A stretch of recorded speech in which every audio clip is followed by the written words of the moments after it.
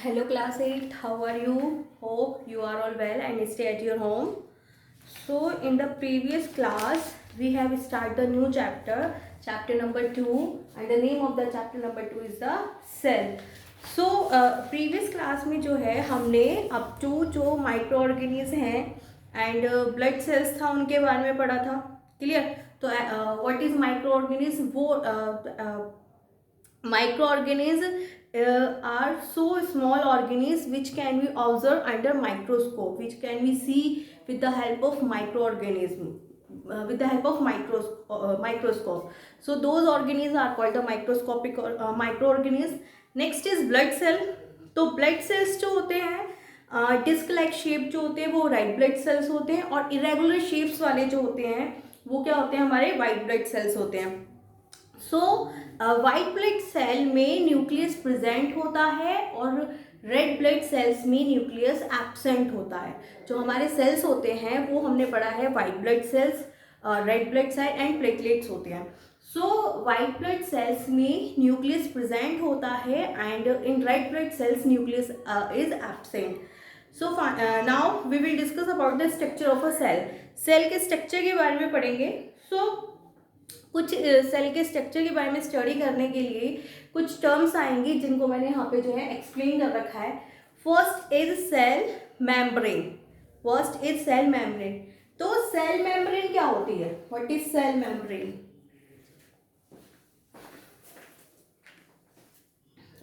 तो cell membrane में लिखा है it is called selective permeable membrane. It is called selective permeable membrane. What is the meaning of this selective permeable membrane? It means कि जो membrane होती है, जो सेल की membrane होती है, सपोज करो ये हमारा सेल है, ठीक है. तो ये क्या है, ये एक membrane है. Clear.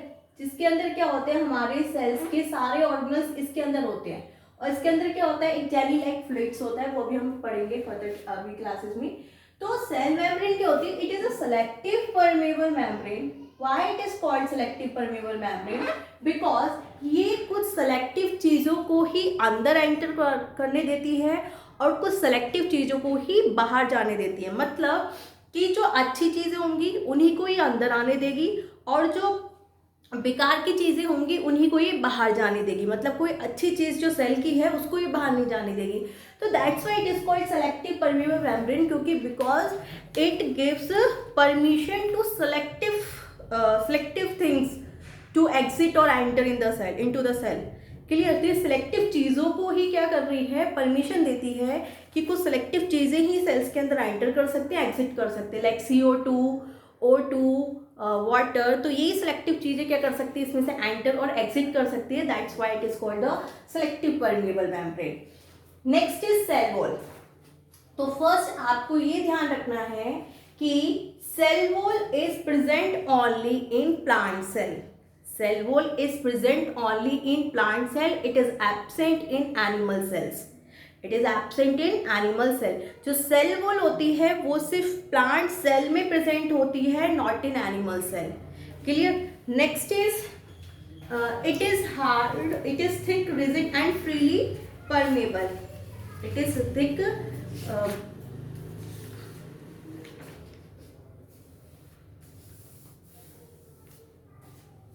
It is thick, rigid and freely permeable. It is made up of cellulose, a type of carbohydrates. तो सी अब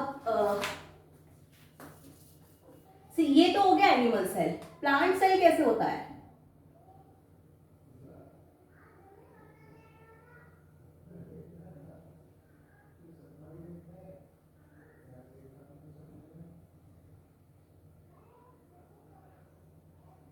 सी this is a plant cell.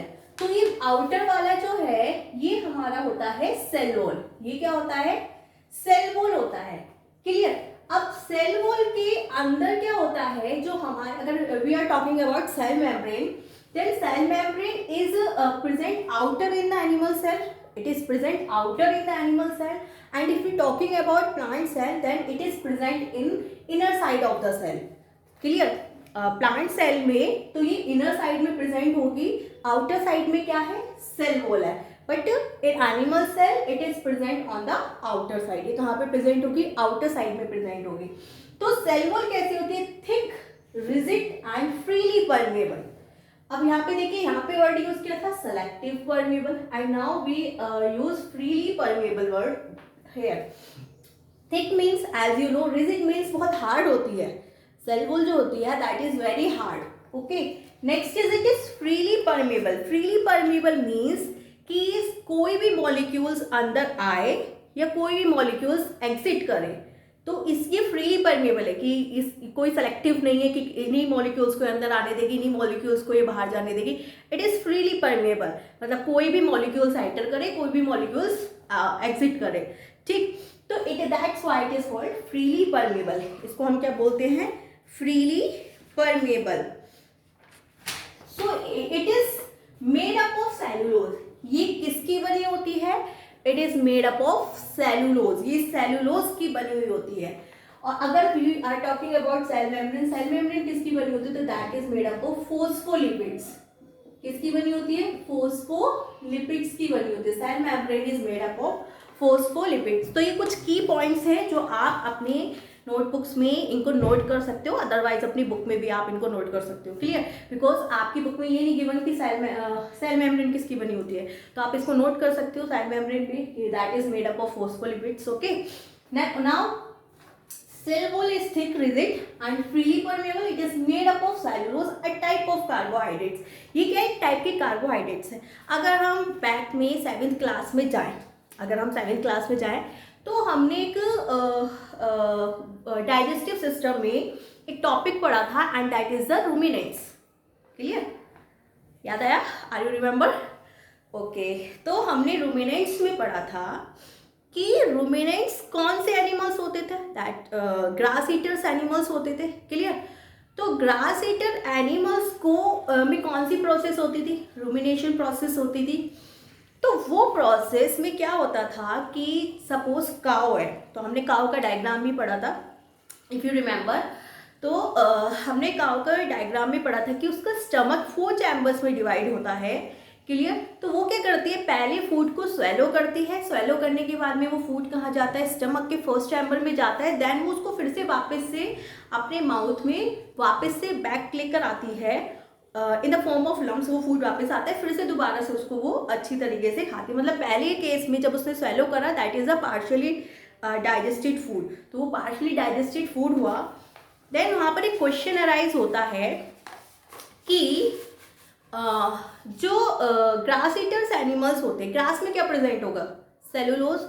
तो एनिमल्स जो होते हैं, जो ग्रास ईटर एनिमल्स हैं वो रूमिनेंट्स कहलाते हैं, बट ह्यूमन बींग्स और other animals which can not eat grass does not called ruminants. Why? So the answer is कि ग्रास में क्या होती है? सेलुलोज होती है। तो जो ग्रास ईटर्स एनिमल्स होते हैं उनके स्टमक में कुछ बैक्टीरिया होते हैं जो सेलुलोज को ईजिली डाइजेस्ट कर सकते हैं। But if I am talking about non grass eaters animals, even human beings also, तो उनके स्टमक में वो बैक्टीरिया प्रेजेंट नहीं होते और it is very hard to digest the cellulose. It is very hard to digest the cellulose. Cellulose बहुत hard. See यहाँ पे आप देख सकते हो सेल वॉल कैसी होती है? Rigid means hard and it is made up of cellulose. किसकी बनी हुई है? सेलुलोज की बनी हुई है। तो that is the difference between the grass eaters animals and the non grass eaters animals.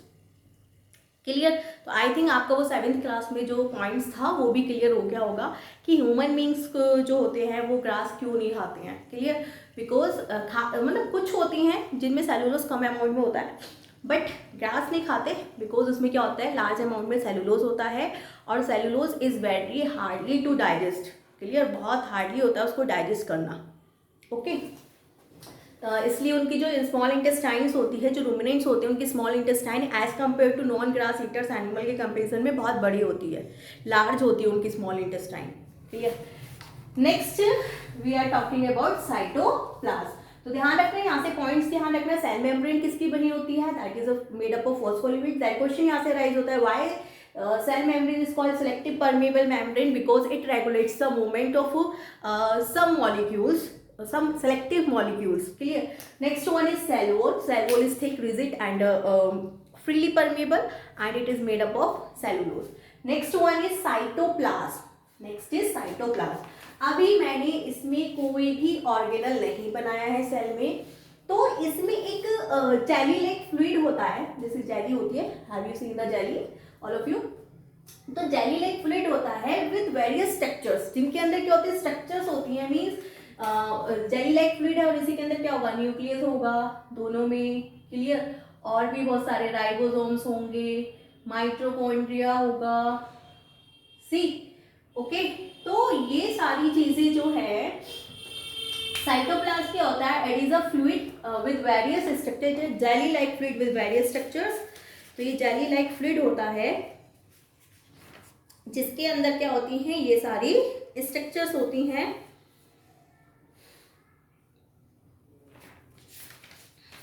एक सेकेंड,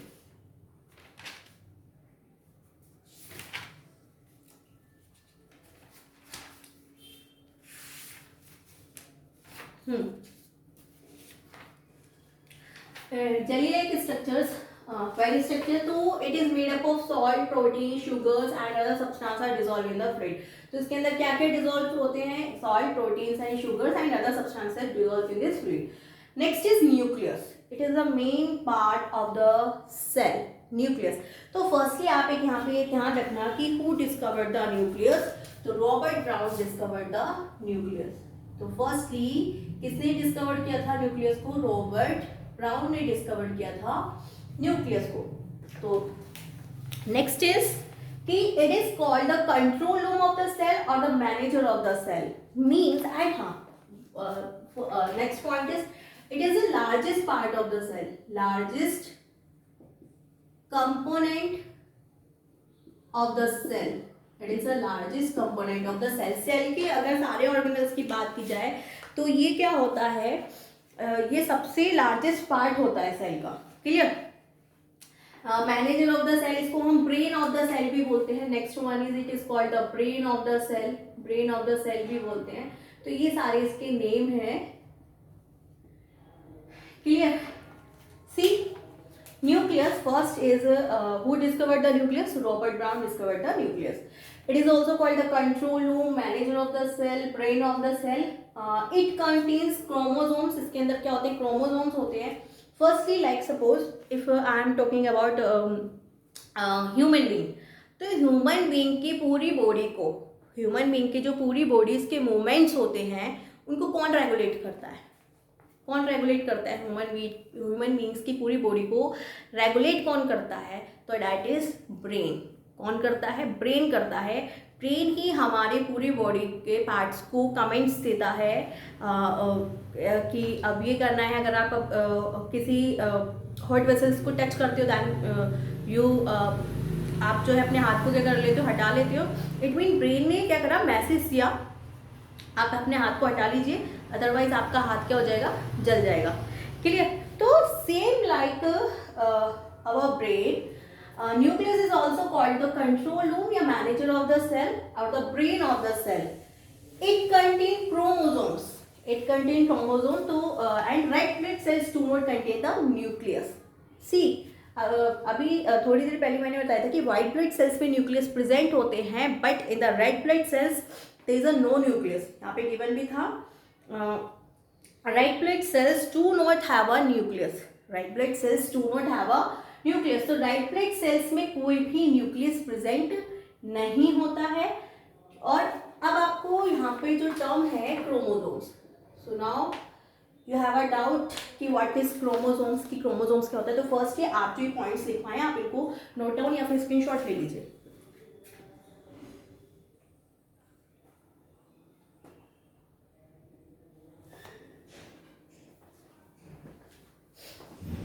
ये चैप्टर जो है ये बहुत, जो आपको पॉइंट्स लिखवाए जा रहे हैं सेम यही पूरा चैप्टर आप as it is 9th class के बारे में पढ़ोगे। सो आप जो है इसको अभी से ही अच्छे से रिवीजन करते हुए चले कि ताकि आपको 9th क्लास में भी प्रॉब्लम नहीं आए। ये सारी चीज़ें, सारे जितने भी पार्ट्स हैं और इसमें ऐड करके और भी बहुत सारे पार्ट्स हैं जो आप उसमें 9th क्लास में पढ़ोगे। तो अपनी 8th क्लास की साइंस जो है वो अपनी अच्छी रखिए, that is helpful in 9th as well as in 10th। Okay, so nucleus. So we are talking about chromosomes. What is chromosomes? See, chromosome is a genetic material. Chromosomes is a genetic material. Chromosomes होते हैं genetic materials. So as you know कि कितने pairs of chromosomes हमारी body में present होते हैं. और firstly कि chromosomes जो होते हैं वो pairs में प्रेजेंट होते हैं हमारी बॉडी में. जो chromosomes होते हैं हमारी बॉडी में किस में प्रेजेंट होते हैं? पेयर्स में प्रेजेंट होते हैं. और कितने पेयर्स ऑफ क्रोमोसोम्स होते हैं हमारी बॉडी में? 23 पेयर्स ऑफ क्रोमोसोम्स. कितने क्रोमोसोम्स होते हैं हमारी बॉडी में? 23 पेयर्स ऑफ क्रोमोसोम्स. 23 पेयर्स हमारी बॉडी में क्रोमोसोम्स के होते हैं. क्लियर? तो क्रोमोसोम्स क्या है? एक जेनेटिक मटेरियल है, ठीक, हमारी बॉडी में जो प्रेजेंट होता है, जो पेरेंट्स से उनके ऑफिस स्प्रिंग्स में जाते हैं. जो उनके पेरेंट्स से उनके ऑफिस स्प्रिंग में जाते हैं वो क्या कहलाते हैं? हमारे जेनेटिक मटेरियल कहलाते हैं. Means suppose somebody looks like mother and somebody looks like father. Clear? किसी के हेयर्स अपने फादर जैसे होते हैं, किसी के हेयर्स अपनी मदर्स जैसे होते हैं. तो कुछ चीज़ें जो होती हैं क्या हेरिडिटरी होता है. सो हेरिडिटरी भी होती है कुछ चीज़ें. तो ये क्यों, किसकी वजह से होती है? क्रोमोसोम्स की वजह से. क्योंकि क्रोमोसोम्स क्या करता है? क्रोमोसोम्स जो है एक जेनेटिक मटेरियल है. क्लियर? और if I am talking about types of chromosomes, तो 2 टाइप के क्रोमोसोम्स होते हैं. तो इतना डीपली नहीं जा रही हूँ. Autosomes chromosomes and allosomes chromosomes. So आप फर्दर क्लासेस में पढ़ोगे तो आप अभी इतना ध्यान रखिए कि nucleus is a control room of the cell या मैनेजर ऑफ द सेल या फिर brain of the cell. It contains chromosomes. Chromosomes क्या होता है? एक जेनेटिक मटेरियल्स होता है विच जो कि पेरेंट्स से उनके ऑफिस स्प्रिंग में जाता है. Next is right blood cells do not have any nucleus. Right blood cell do not contain the nucleus. Right blood cell में कोई भी न्यूक्लियस प्रेजेंट नहीं होता है. Then is nucleus is the largest component of the cells. Largest part जो है sales का वो क्या होता है? न्यूक्लियस. तो आई थिंक इतनी चीज जो अभी तक आपको पढ़ाए हैं, 4 पॉइंट्स, ये आपको क्लियर हो गए. So now we move towards the plastids. हाँ, सेल वॉल का ध्यान रखना. It is only present in plant cell. Only in plant cell. ये किस में होता है? सिर्फ प्लांट सेल में होता है. एनिमल सेल में नहीं होता है. कभी बोल दो एनिमल सेल में होता है. क्लियर? और सेल्यूलोज जो होता है, it is the hardest part of the plant. जो सेल्यूलोज होता है that is the hardest part of the plant. Hardest part होता है प्लांट का. क्योंकि ये क्या करता है? उसको प्रोटेक्शन प्रोवाइड करता है, उसको टर्जिडिटी प्रोवाइड करता है प्लांट्स को. Next is plastids. तो it is not present in animal cells. So same like cell wall, it is not present in animal cell. Animal cells में प्रेजेंट नहीं होता. अगर प्रेजेंट हुआ करता तो एनिमल्स लुक्स लाइक ग्रीन नजर आया करते. क्लियर? ओके. तो ऐसा तो नहीं होता कि एनिमल्स जो है वो ग्रीन होते हैं. If we talking about Hulk तो कह सकते हैं हाँ उसके अंदर क्या है? प्लास्टिड है, उसके अंदर क्लोरोफिल है. So that's why he looks green in colour. Okay. I am just talking. It is not present in animal cell. ये एनिमल सेल में प्रेजेंट नहीं होता. Plastid contain the green pigment. Plastic के अंदर एक ग्रीन पिगमेंट होता है जिसको हम क्या बोलते हैं? क्लोरोफिल. तो हम ये 6th क्लास से पढ़ते आ रहे हैं. There is pigment present in the leaves that is called chlorophyll which helps in the process of photosynthesis. तो ये हम प्रीवियस क्लास से पढ़ते हैं. तो so and are responsible for photosynthesis. तो कौन सी प्रोसेस के लिए रेस्पॉन्सिबल है? फोटोसिंथेसिस के लिए. तो फर्स्ट पॉइंट यहाँ पे ये आता है कि एनिमल सेल्स में क्या होते हैं? ये एब्सेंट होते हैं. और अगर मैं इसकी बात करूं, किसने इसको डिस्कवर किया था? तो हैकेल ने करा था. किसने करा था? Hückel discover the plastid. जो हैकेल था उसने क्या करा था? प्लास्टिड्स को डिस्कवर किया था. And it is found in only plant cell. Plant cell में मिलता है. क्लियर? और we can say it is the colouring part of the plant. जो प्लांट्स को it is the colouring part of the plants. मतलब plants को colour देने का काम भी इसी का ही होता है. तो आपकी जो बुक में गिवन है तो उन्होंने बोला है कि there are other types of plastids called chromoplast and leucoplast. तो there are 3 types of plastids. तो एक मैंने जो एक्स्ट्रा है वो भी पढ़ा दिया है. यहाँ पे आपको मेंशन कर दिया है. उन्होंने ये नहीं बोला कि there are only 2 types of plastid. They are only saying कि there are 2 types of plastid, chromoplast and leucoplast. तो 3 टाइप के प्लास्टिड होते हैं जो आप 9th क्लास में पढ़ोगे, क्रोमोप्लास्ट, ल्यूकोप्लास्ट एंड क्लोरोप्लास्ट। क्योंकि क्लोरोप्लास्ट को इन्होंने यहीं पे इंक्लूड कर लिया है। Chromoplast, leucoplast and chloroplast. तो it give all colour to plant cell except green and white. तो इस क्रोमोप्लास्ट का काम क्या होगा, ये ग्रीन और व्हाइट कलर को छोड़ के जितने भी कलर्स होते हैं वो सारे कलर्स कौन प्रोवाइड करता है, क्रोमोप्लास्ट। ठीक, तो आपने देखा है जो फ्रूट्स होते हैं वो मेनली व्हाइट कलर के तो होते नहीं है, फ्लावर्स जो होते हैं वो भी बहुत रैंडमली व्हाइट कलर के होते हैं, अदरवाइज मोस्टली फ्लावर्स जो होते हैं हमारे कलरफुल होते हैं। तो उनको कलर कौन देता है, क्रोमोप्लास्ट देता है। तो it gives all colour to plant cell except green and white. Next is leucoplast. तो इट गिव्स व्हाइट कलर या फिर ट्रांसपेरेंट, मतलब जो व्हाइट कलर वाला पार्ट होगा, अगर if you are talking about white colour, तो जितने भी फ्लावर्स होते हैं व्हाइट कलर के, जितने भी फ्रूट्स हुए व्हाइट कलर के, तो उनको कलर्स कौन देता है, ल्यूकोप्लास्ट। तो ये मेनली कहाँ पे मिलेगा, रूट्स में मिलेगा। अगर आप रूट्स को देखोगे तो रूट्स जो होती हैं वो वाइट ट्रांसपेरेंट से कलर की होती हैं।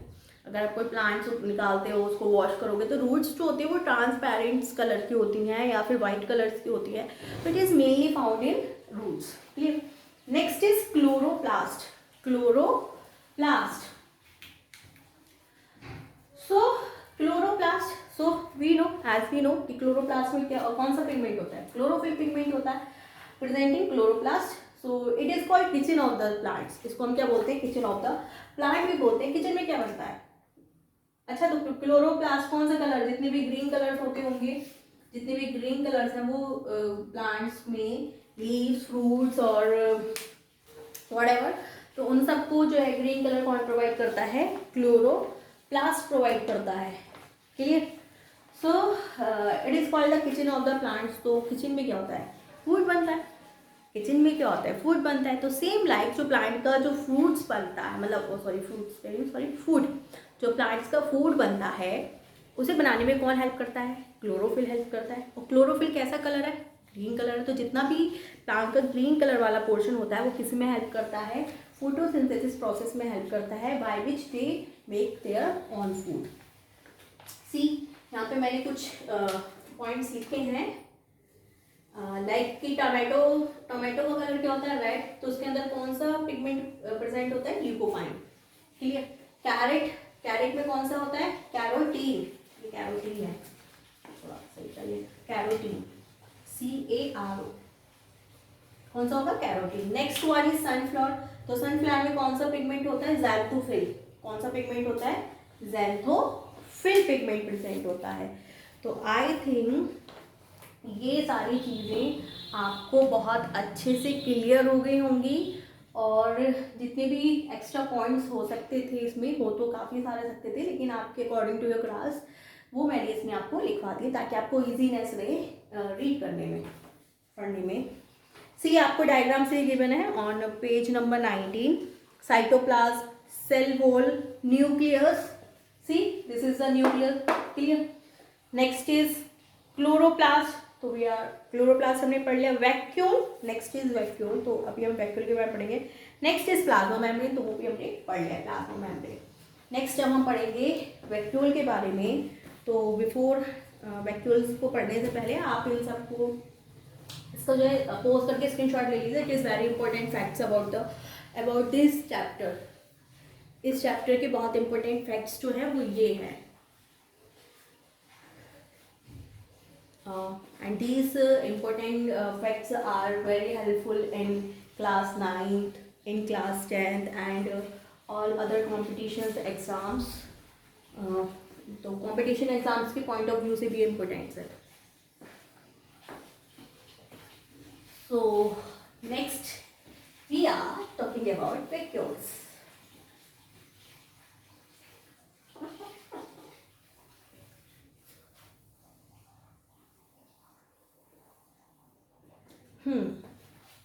Vacuole.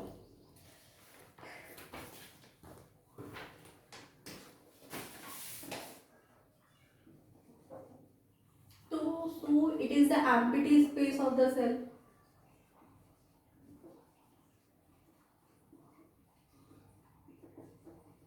सेल का एम्प्टी स्पेस होता है। Next point is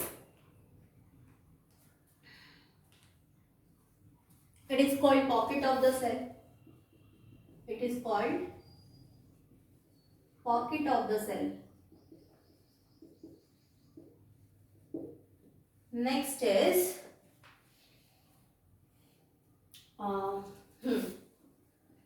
vacuoles are larger in plant cell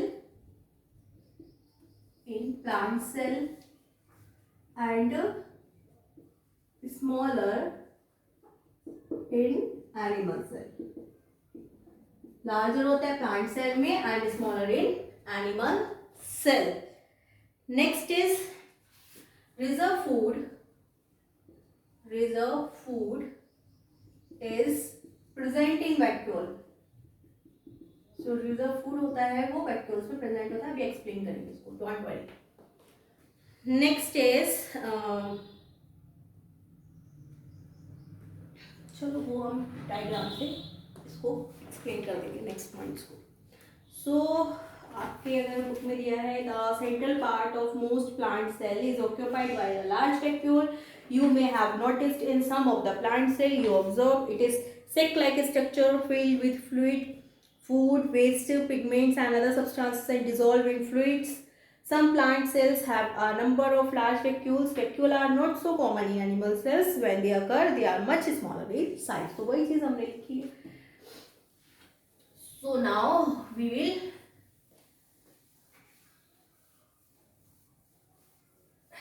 discuss about the vacuoles. Vacuoles क्या होते हैं? उनका प्लांट्स में क्या फंक्शन होता है?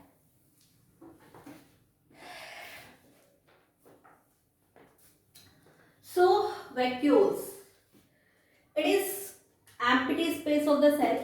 Suppose ये हमारा सेल है, दोनों सेल्स बना लेते हैं, plant cell and animal cell. Plant cell and animal cell.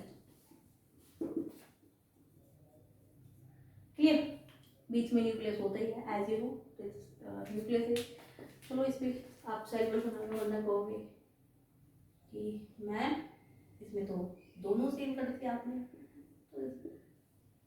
तो इसको कर देते हैं थोड़ा सा डिफरेंट. कर दिया हमने डिफरेंट, इसको सेल बना दी इसमें. ठीक. It is called pocket of the cell. इसको हम बोलते हैं pocket of the cell. See, pocket में आप क्या रखते हो? मनी रखते हो, या आपके पास कोई एक्स्ट्रा चीज़ें होती हैं तो आप क्या करते हो? उसको पॉकेट में रख लेते हो. क्लियर? जैसे स्कूल में होते हो, कहीं भी होते हो, तो कोई एक्स्ट्रा चीज़ हुई तो आप उसको क्या कर लेते हो? पॉकेट में रख लेते हो. तो मीन्स कि ऐसा तो नहीं कि वो बेकार की चीज़ें होती हैं. आप बेकार की चीज़ें तो पॉकेट में नहीं रखोगे, काम की होंगी तभी तो पॉकेट में रखते हो कि उसको बाद में जो है आप यूज़ कर लोगे. क्या रखते हो? मनी भी रखते हो. जो एक्स्ट्रा मनी होता है वो कहाँ जाता है? पॉकेट में. दुकान से सामान लिया, बाकी एक्स्ट्रा मनी कहाँ रखा? पॉकेट में रखा. तो वो आई थिंक कोई अब बेकार चीज़ तो होती नहीं है कि आप बेकार चीज़ जो है पॉकेट में रखोगे. क्लियर? तो ये क्या होता है? That is called the pocket of the cell. Why we called it pocket of the cell? Vacuoles are larger in plant cells. जो वैक्यूल्स होता है वो प्लांट सेल में लार्जर होता है. प्लांट सेल में क्या होता है? लार्जर होता है. And smaller in animal cell. Animal cell में बहुत स्मॉलर होता है, इतने साइज का नहीं होता. ये तो आपको जूम करके जो है आइडिया दिया जाता है. Reserve food is present in vacuoles. तो रिजर्व फूड, सी बाइक्स होती हैं तो बाइक में एक रिजर्व सेक्शन होता है पेट्रोल का, कि वहाँ पे पेट्रोल को रिजर्व रखा जाता है. जब ख़त्म हो सकता है कि कोई ऐसी सिचुएशन आए कि पेट्रोल ख़त्म हो जाए और नियर बाय में कोई पेट्रोल पंप नहीं हो, तब उस रिजर्व ऑयल का यूज़ किया जाता है. तब उस रिजर्व ऑयल का क्या किया जाता है? यूज़ किया जाता है. ठीक. तो ऐसी सेम हमारी बॉडी में होता है कि जब हम फूड जो होता है हमारा, जो एक्स्ट्रा फूड होता है, ठीक है ना, जब एक्स्ट्रा होगा तभी तो रिजर्व कर सकते हैं. एक्स्ट्रा ही नहीं होगा तो फिर कहाँ से रिजर्व करोगे? पेट्रोल बाइक में एक्स्ट्रा रिजर्व करके रख रहे हो ना, टंकी फुल, नेक्स्ट एक्स्ट्रा जो है वहाँ चला गया. ऐसा थोड़ी है कि टंकी तो आपकी है नहीं और रिजर्व जो है आपने कर रखा है. तो ऐसे सेम हमारी बॉडी में होता है कि हम क्या करते हैं, जो हमारा एक्स्ट्रा फूड होता है, जो extra digested food, I am talking about digested food. तो डाइजेशन होने के बाद में जो एक्स्ट्रा डाइजेस्टेड फूड होता है, सेल्स को मिल गया, सब जगह मिल गया, ओके. तो वो एक्स्ट्रा फूड जाके कहाँ स्टोर हो जाता है? वैक्यूल्स में स्टोर हो जाता है. कहाँ जाके स्टोर हो जाता है? वैक्यूल्स में स्टोर हो जाता है. That's why we say reserve food is present in vacuoles.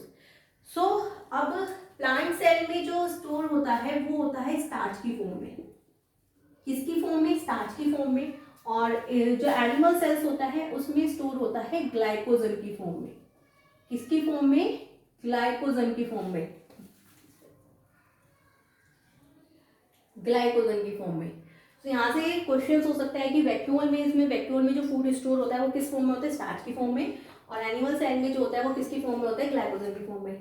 Next one is it is mostly present in roots. ये जो होता है ये ज्यादातर कहाँ पे प्रेजेंट होता है? रूट्स में प्रेजेंट होता है, ठीक है ना, मोर इन रूट्स। तो स्टार्च किसमें हुआ? मोर इन रूट्स, रूट्स में ज्यादा होता है। और ये ग्लाइकोजन जो होता है वो किसमें होता है? More in liver, more in liver. सबसे ज्यादा किसमें होता है? ये लीवर में होता है। तो इट इज द, ये क्या था? ये वैक्यूल के बारे में पॉइंट्स थे। तो आई थिंक कि आपको ये चीज़ें क्लियर हो गई होंगी कि व्हाट इज वैक्यूल। और next is the difference between plant cell and animal cells. तो अब आप बहुत इजीली लिख सकते हो, plant cell have plastid, animal cells do not have plastic. Plant cells have chloroplast, animal cells do not have chloroplast. Plant cell has cell wall, animal cell do not have cell wall. Plant cells plasma membrane is present inner side of the plant cell, and if we are talking about animal cell, the cell membrane is present outer side of the cell, outer side of the animal cell. Next is vacuole is larger in plants cell, vacuole is size of vacuole is smaller in animal cells. तो बहुत सारे आप यहाँ से आप difference जो है वो बना सकते हो जितना आपको पढ़ा दिया है. So in I think it is sufficient for today. So in the next class we will study about the inside the stem, inside the stem, and next is animal tissues के बारे में पढ़ेंगे. Then your chapters will complete finished. So आपका homework है कि आप इसको revise करोगे, इसका रिविजन करोगे. Clear? So okay class.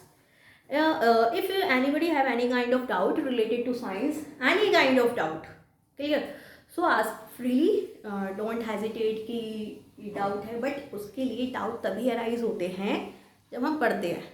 Okay जब हम पढ़ते हैं तभी डाउट्स अराइज होते हैं, बिना पढ़े तो डाउट्स अराइज नहीं होंगे. सो अगर आप पढ़ रहे हो तो ऑब्वियस ही बात है डाउट्स भी आते हैं. क्लियर? अगर डाउट्स नहीं आ रहे तो इट मीन्स मैं बहुत अच्छा ही पढ़ा रही हूँ, या फिर ये हो सकता है कि आप पढ़ ही नहीं रहे हो. क्लियर? दो ही प्रोबेबिलिटी हो सकती है, या तो मैं बहुत अच्छा पढ़ा रही हूँ या फिर आप पढ़ ही नहीं रहे हो. Clear?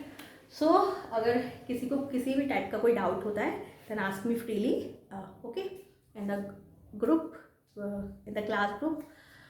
Okay class, thank you, bye, take care.